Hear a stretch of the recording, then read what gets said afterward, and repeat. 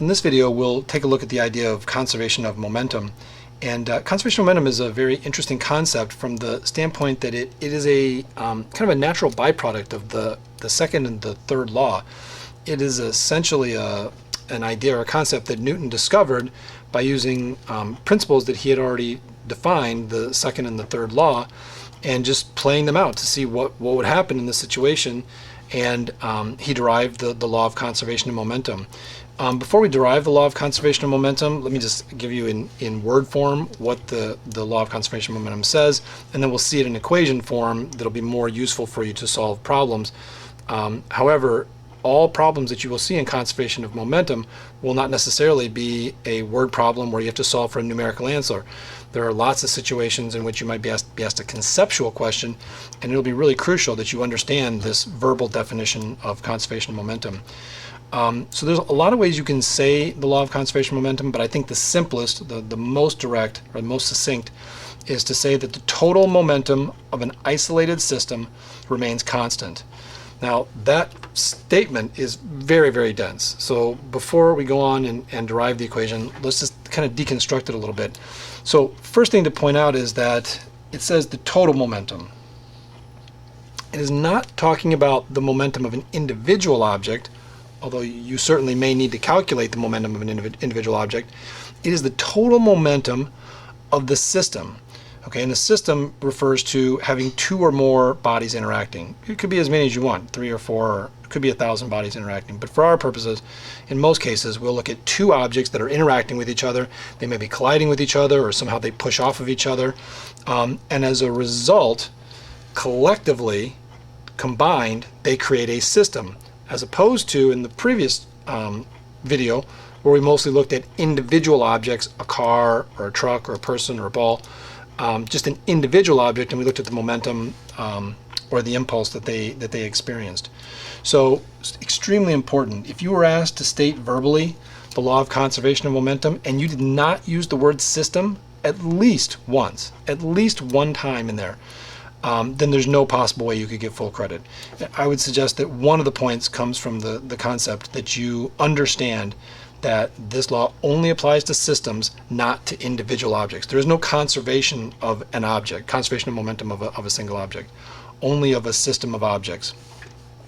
Second important thing to note about it is that this system must be isolated. Okay, and what isolated means is that no other outside forces. Now, obviously, if, for example, two cars collide with each other, obviously they exert force on each other. But so long as that is the only force, that is to say that there is no other outside forces, and you could think of lots of outside forces, friction or drag or gravity. There are a lot of outside forces that might be acting on the system.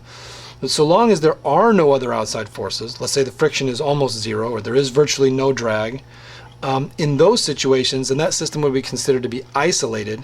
The word isolated specifically referring to whether other outside forces are interacting with the system. So you can see the two cars colliding with each other, and so therefore there's a force there, and if that's the only force, then momentum will be conserved, and that system would be considered to be isolated. And then obviously the other important term is that total momentum remains constant.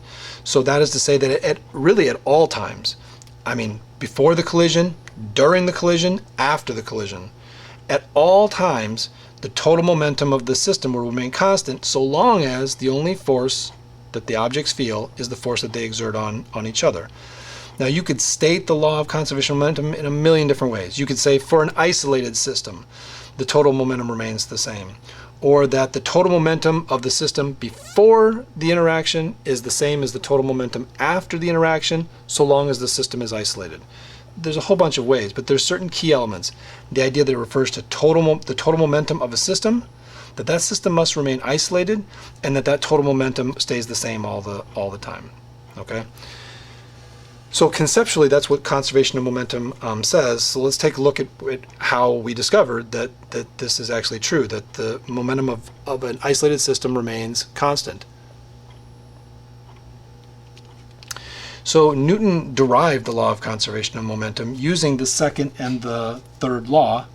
And again, assuming that you meet this one condition, this one qualifying condition, that the system is isolated. So let me remind you what the second and third law states. So the second law is most commonly stated as F equals ma. The third law would be most commonly stated as F1 equals minus F2. So just to remind you, verbally, the third law says that for every force that object 1 exerts on object 2 exerts the same force but in the opposite direction on object 3. So for every action, there's an equal and opposite reaction. So essentially, we're going to derive this law of conservation of momentum using this third law. We'll make 2, 3, maybe 4 substitutions, and we'll end up with a statement which actually, in equation form, in the form of an equation, actually says that the total momentum of an isolated system remains constant. In order to do that, though, we have a little bit of a dilemma, because if you notice, we have subscripts on the forces.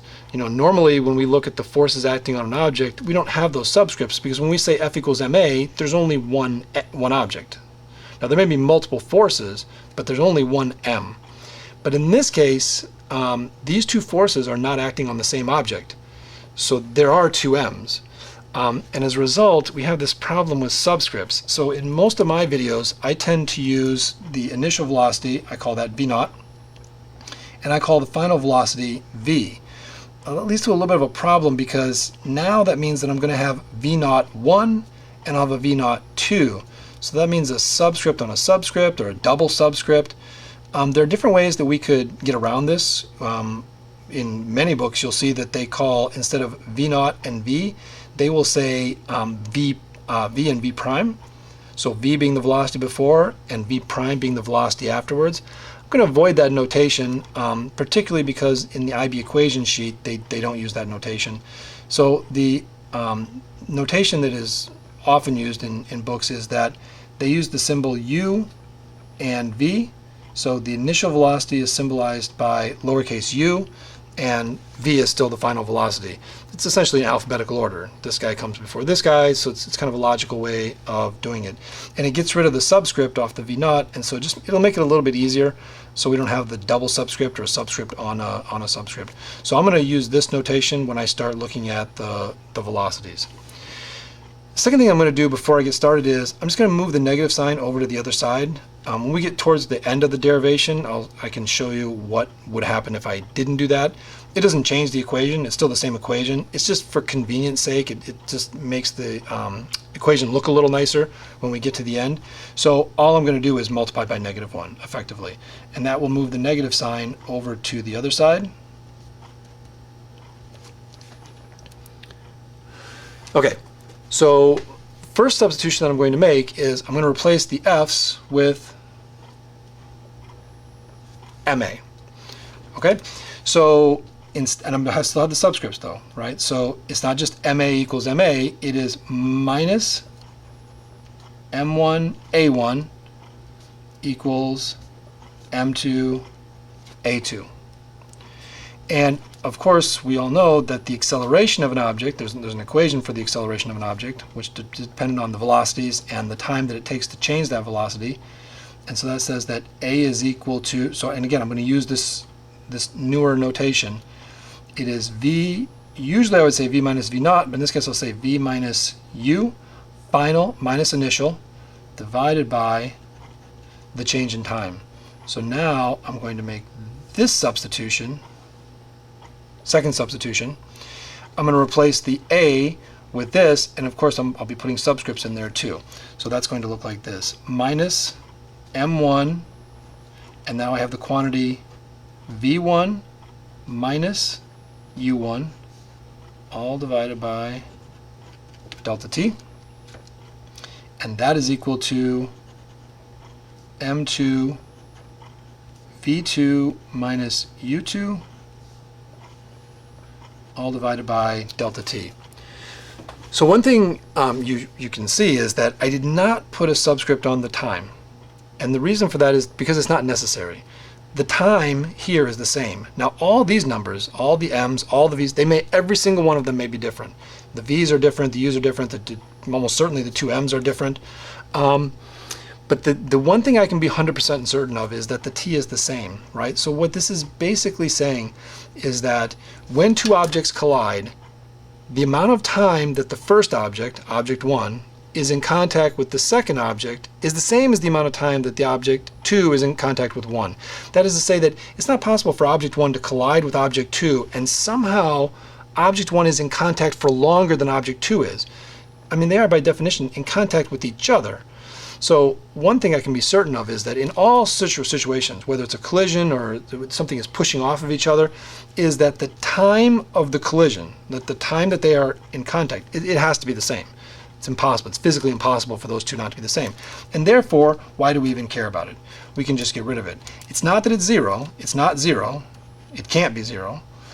The issue is that it is guaranteed, absolutely 100% certain, that it must be the same time in any collision or any interaction between two objects. The two objects must be in contact with each other for the same amount of time. So that's going to allow us to get the time aspect, right? So we've now basically, what we had before was sort of the impulse.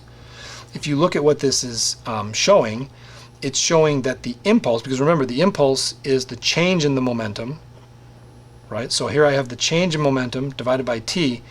And so we sort of have derived a new variation of the third law, which says not that equal but opposite forces, but that equal but opposite impulses, right? So here I have m1 delta v, and here I have m2 delta v, right? I'm going to write this down below, minus m1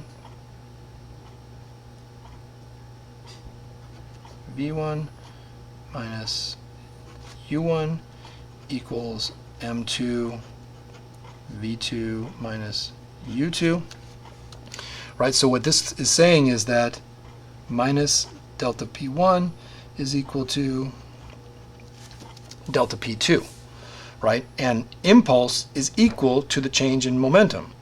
So essentially I've derived a new version of Newton's third law, which instead of saying that the forces are equal but opposite, that the impulse is equal but opposite. Okay, but that's kind of an aside. All right, so here's the equation as is right now. All I'm going to do at this moment is I'm going to distribute the masses in, because right now I have changes in momentums or impulses, and I don't want impulses or changes in momentum. I want momentums. So I'm going to just distribute this. That will give me minus m1 v1. The two negatives give me a plus. On the right hand side, m2 v2. And then I have a negative here, minus m2 u2. Okay, so as it is right now, this is organized by object 1 or body 1 on the left and body 2 on the right. What I want to do in order to get to the law of conservation of momentum is I want to reorganize the equation so that I have the before momentums, which are based on the velocities before, on one side of the equation, and the after momentums, which will be based on the velocities afterwards, on the other side. So instead of being organized by object, they will be organized by before the collision and after the collision. And there's just two simple steps that we need to do to make that happen. So first of all, I need this final momentum for 1 to go over to the right side with the other final momentum. And I need this initial momentum for object 2 to go over to the left side. So all I'm going to do is I'm going to add m1 v1 to both sides, and I'm going to add m2 u2 to both sides. So when I add m1 v1 to both sides, it disappears over here, shows up on the right. When I add m2 u2 to both sides, it will disappear on this side and show up on the left side. And so I end up with this final statement, m1 u1 plus m2 u2 is equal to, so here the m1 v1 will go over to the right, and then I still have the m2 v2, and this is the law of conservation of momentum. Really important to note that the initial condition, the idea that the system is isolated, was set up in the very beginning, right? There are no other forces. I don't have gravity, I don't have drag or friction, or there's no other forces. As long as the only forces between the two objects are the forces that they exert on each other, then naturally will lead to this statement. The total momentum before, here is the total momentum before. Here's the momentum of one, here's the momentum of two. These are the only two objects interacting in this system. Their total momentum, the combination of their momentum, is equal to the momentum afterwards. And so I'm going to write that at the bottom here. Total momentum before is equal to the total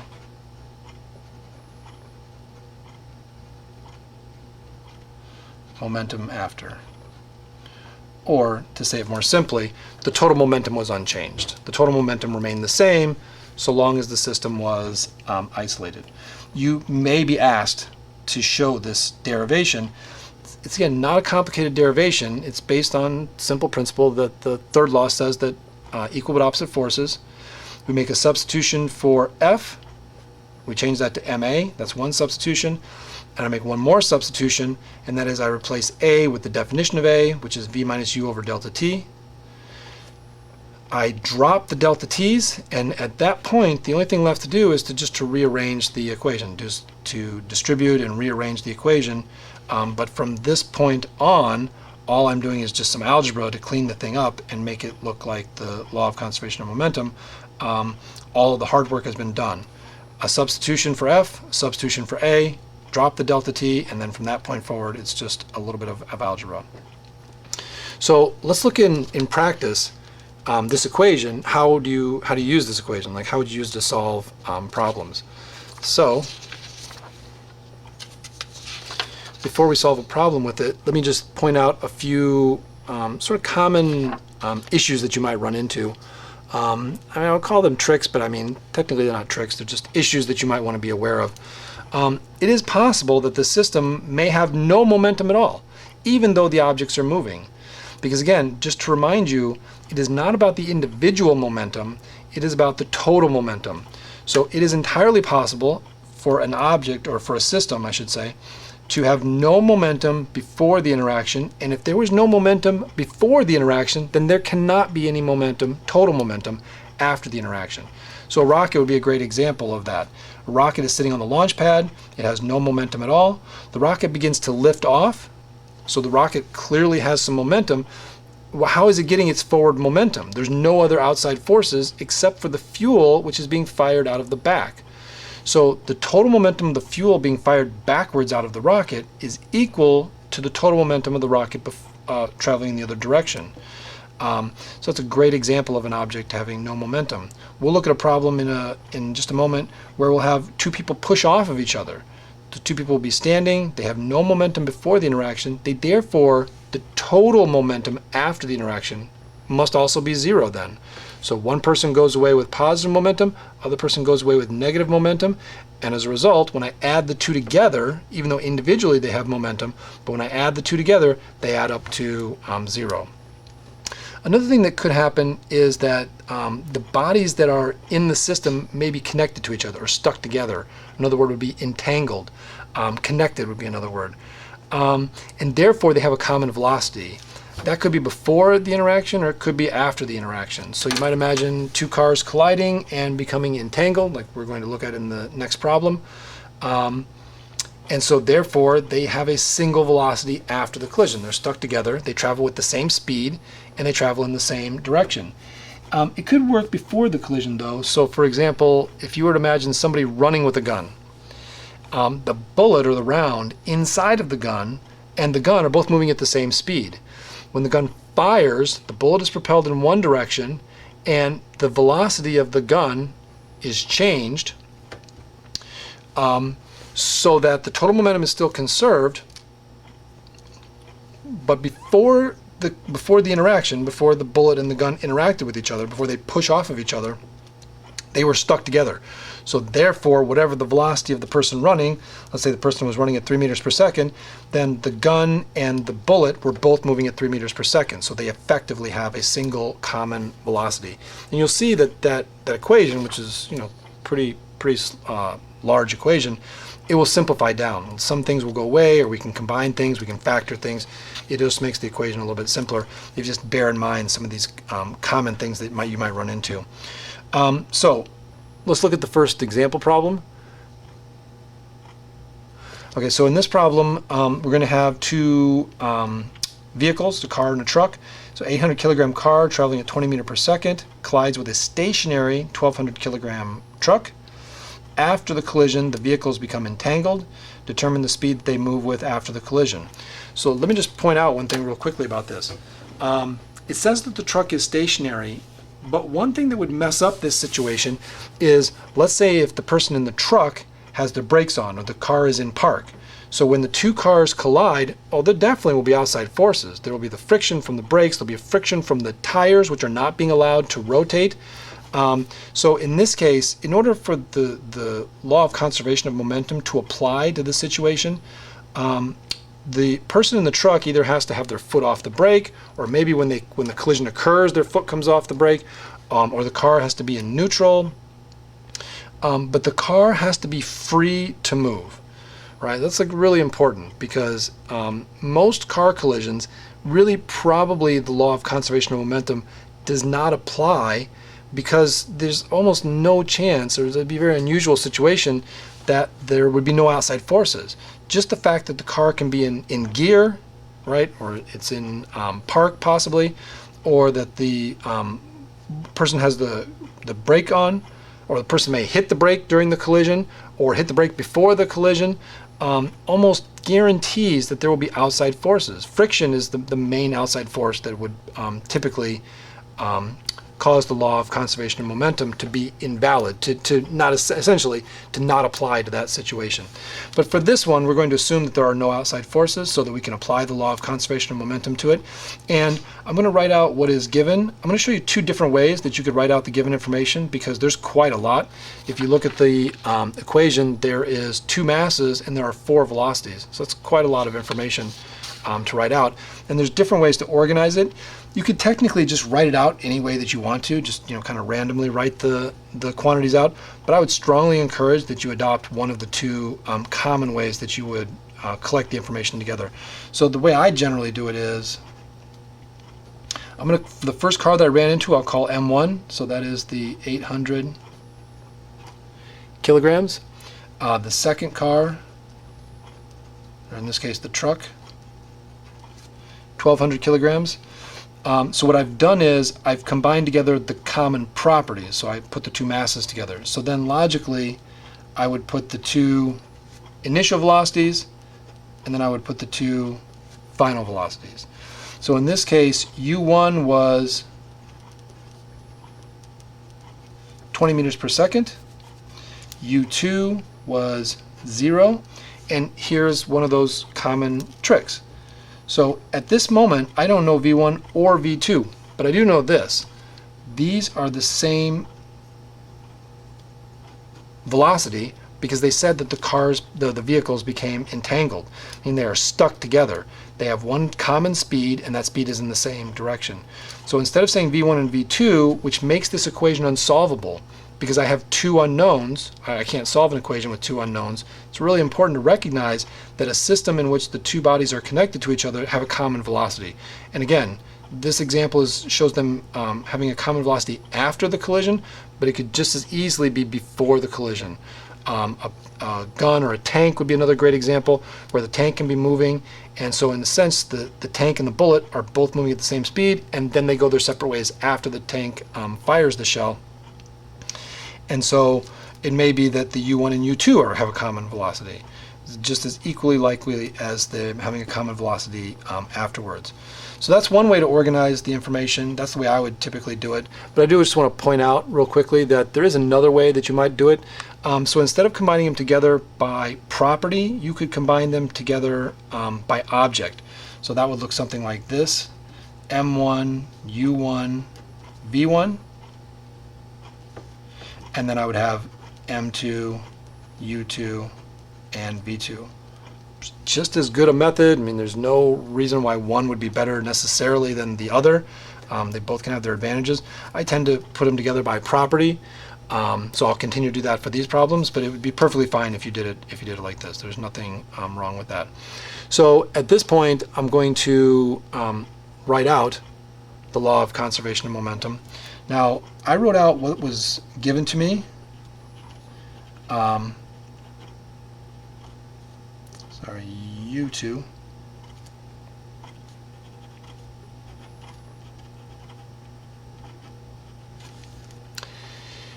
I wrote out what was given.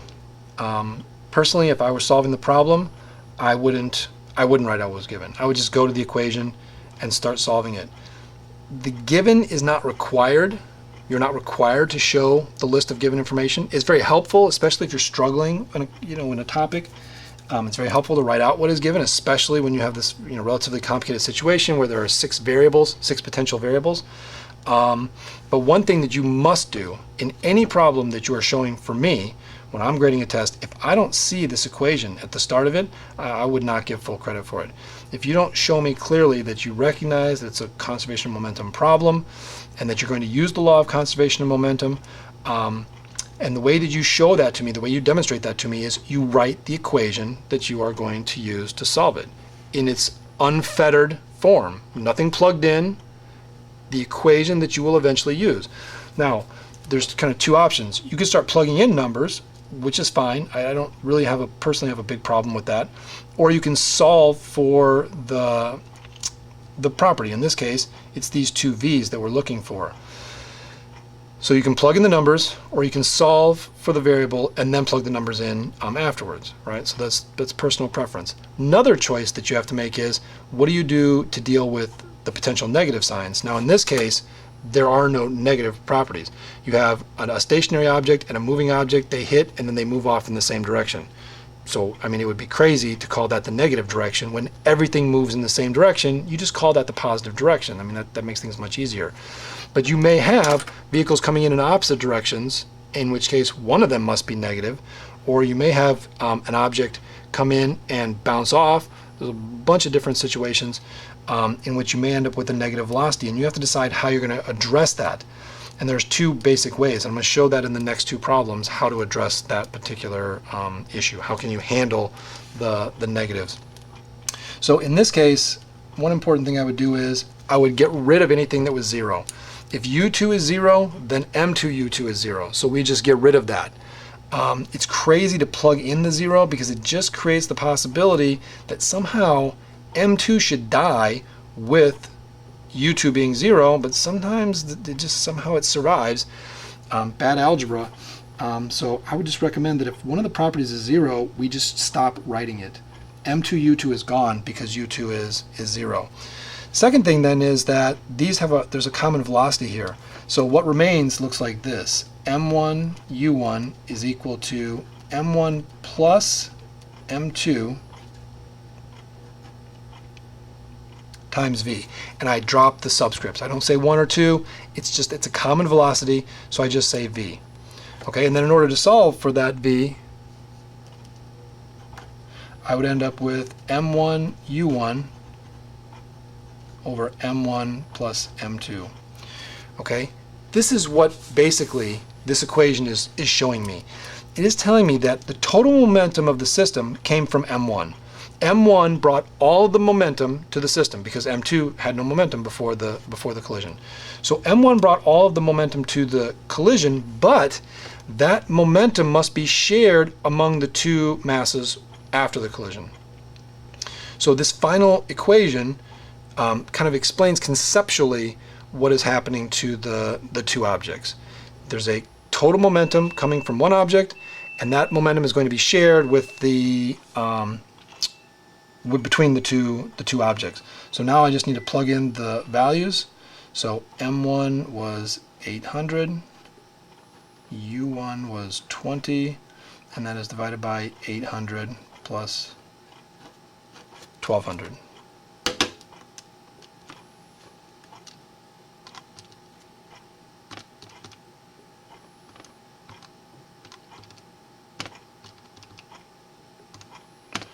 And it says that the answer is 8. and I'll keep 3 significant figures because I had 3 significant figures was my lowest number in the previous calculation. There's no directional information, so I'm not going to say anything about the direction. But one thing that I do know is that the direction is the same direction that the car was traveling in the beginning. Whatever direction that was, it was north or south or whatever. The velocity of the combined entangled vehicles would also be the same. Okay, so pretty straightforward problem. Couple simplifications. Some velocities were 0, and then there was this combined velocity that they had afterwards. So let's take a look at a different variation of the problem.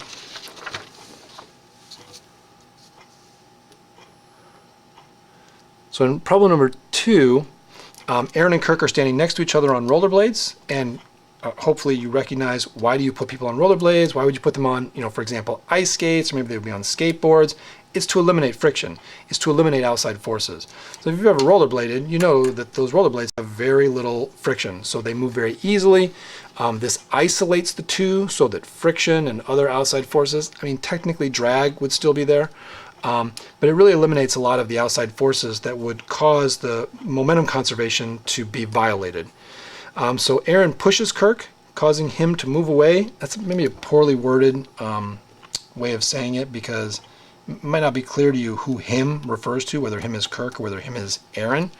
But for the purposes of this problem, we will take that him refers to Kirk. So Aaron pushes Kirk, causing him to move away at 1.3 meters per second. We're going to determine the velocity of Aaron. Right, so I know the velocity of Kirk afterwards. I want to know the velocity of Aaron after the push. If Aaron has a mass of 85 kilograms and Kirk has a mass of 60 kilograms. So just like I did with the previous problem, I'm going to write out all the given information, M1, M2, there's a U1, U2, V1, and V2. So Aaron was the first person listed, so I'm going to put his mass first. He was 85 kilograms. Kirk was 60 kilograms. Okay, now, it said that Aaron and Kirk are standing next to each other, right? So before they push off of each other, it's very clear that neither one of them has velocity. It's not that they're stuck together, it's just that neither one of them has velocity. So clearly the total momentum before this interaction is 0. Therefore the total momentum after the interaction must also be 0. Aaron is the, would be V1, and that is what I'm looking for. I don't know what his velocity is afterwards, but I do know that Kirk, after the interaction, he is moving with a velocity of 1.3 meters per second. Okay, so again, we have an issue where the two people are going to push off of each other, so they're going to move in opposite directions. Okay, so one of them must have negative velocity, negative momentum, therefore. This is a good example where the total momentum of the system, even after they push off, they will individually have momentum, but collectively as a system, there will be no momentum. There will be no momentum in this system. So, crucial that you write out, even if you see things that are going to disappear, you write out the initial equation.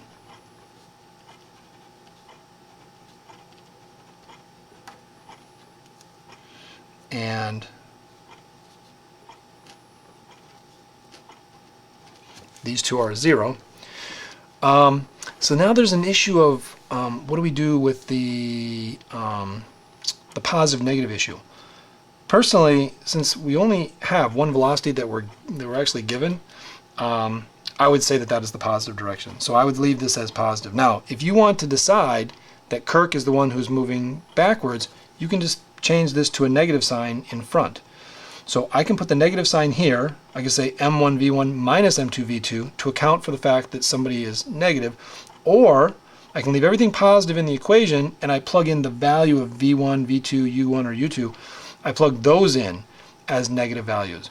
But it's one or the other. I don't put negative signs in this equation and then plug in the V's as negative also, because that's going to, I'm basically doing it twice. So I'm going to choose which way I want to do it. When I looked at Newton's laws and I was solving problems with the second law, typically I never called a force positive or negative until I wrote out the net force equation, and then I assigned them a positive or negative. I would do it both ways. It's really personal preference as to which way that you do it. In this case, I'm going to say V2 is positive. This is the only velocity that I have. So I have every expectation that V1 will come out to be negative. So in this case, I have the equation says that 0 on the left side. I'm going to actually write it out. If you didn't write this next step, it wouldn't bother me. But just to really emphasize the fact that the total momentum of the system is 0, I'm going to write that out. All right, so in this case, I have this quantity. I'm going to move this guy over. That would say minus m2 v2 is equal to m1 v1, right? Their two momentums must be opposite to each other in order for them to add up to 0. One guy must be positive, the other guy must be negative, and therefore v1 is equal to minus m2 v2 divided by m1. So plugging in the values, that is minus m2 is 60, and the velocity is 1.3, and then that's going to be divided by 85.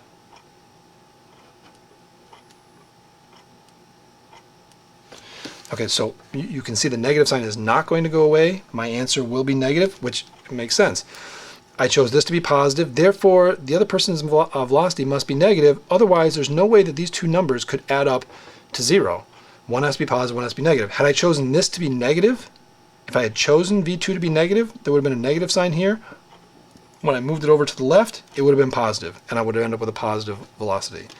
So it doesn't really matter who you choose to be the negative one, so long as in the end you see that that they have opposite velocities or opposite momentums. So it is 60 times 1.3 divided by 85. So this says that the answer is 0.9176. So I would state that as 0.91, and then it's 76. I'm going to keep 3 significant figures because that's what I have for every single number. So that would be 0.918 meters per second. And in this problem, I do need directional information. It is important that I recognize the direction that he's moving, and that directional information is captured there in the negative sign. Okay, so one last problem, and we'll look at a problem in which no velocities are 0. There are no velocities which are 0. So in this problem, we're going to have rail cars. They're going to collide with each other, but instead of sticking, which is commonly rail cars may stick because they have a way of coupling to each other. But in this case, we're going to assume that they collide and then they go their separate ways. So there will be no velocities that are 0. So we have a 20,000 kilogram rail car moving north at 15, collides head-on with a 45,000 kilogram rail car traveling south at 5 meters per second, so traveling in opposite directions. After the collision, the heavier car is moving north at 3 meters per second. So the heavier car bounces backwards in the opposite direction that it was originally traveling, and then we want to determine the value of the lighter car. So M1 is 20,000 kilograms, 45 kilograms.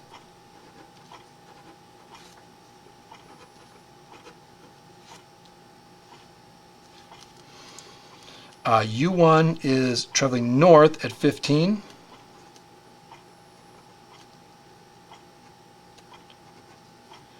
U2 is traveling 5.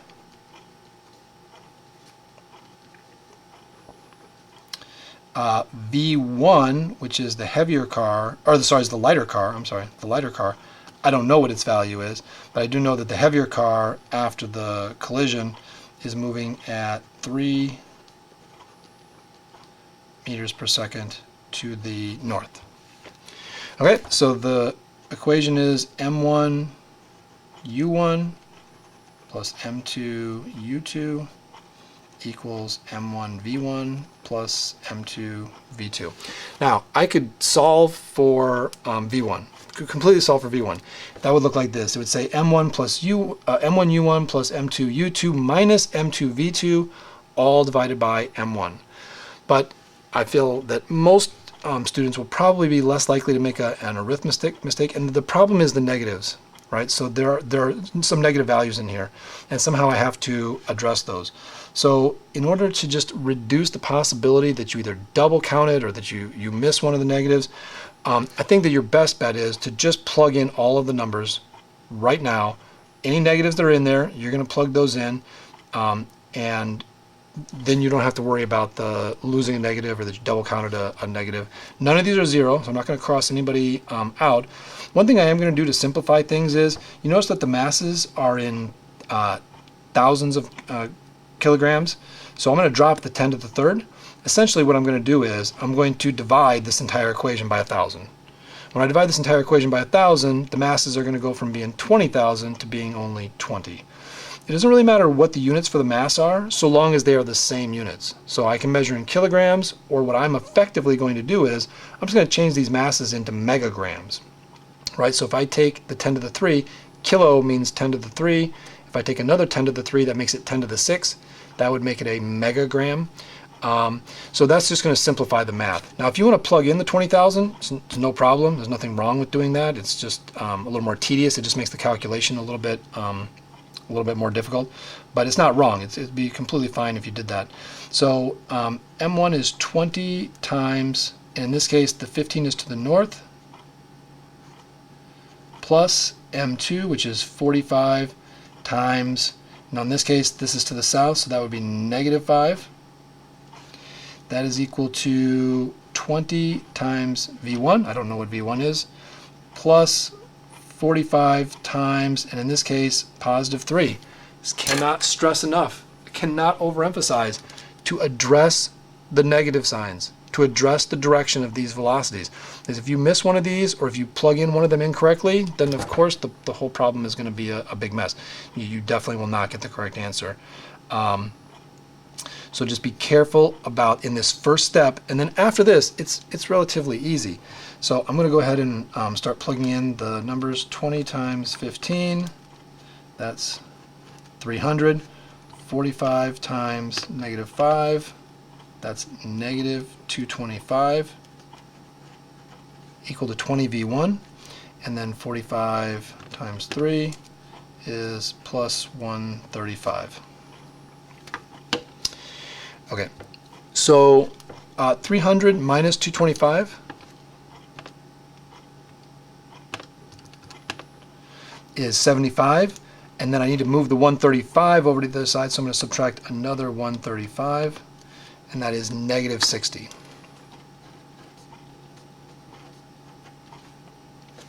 So at this point the math is pretty simple. I'm going to take -60 divided by 20, and I end up with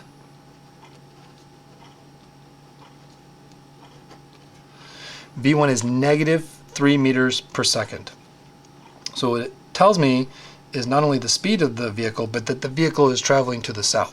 So these two vehicles came together and they bounced off in opposite directions. They didn't have to.